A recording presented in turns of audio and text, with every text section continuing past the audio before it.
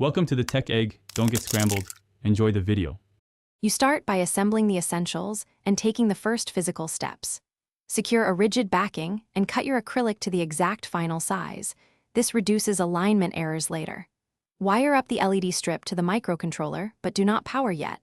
Route the strip along the marked channels so light wraps the acrylic edges. Once done, mount the frame so the panel sits evenly. This creates the optical gap that produces the three-dimensional effect when lit. Now focus on the complex shaping and electronic integration. Etch or sand each acrylic layer where you want light to refract.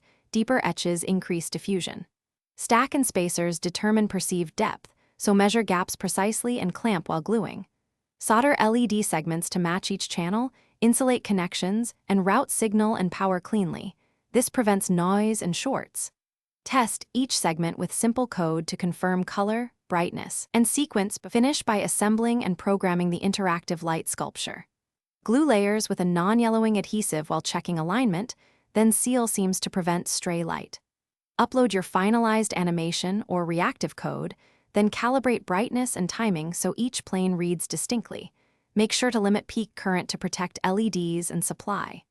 Once powered, evaluate angles and add a thin diffuser if transitions look harsh. Troubleshooting tip: if flicker or color shifts occur, check grounding, data line continuity, and power-stable decoupling capacitors.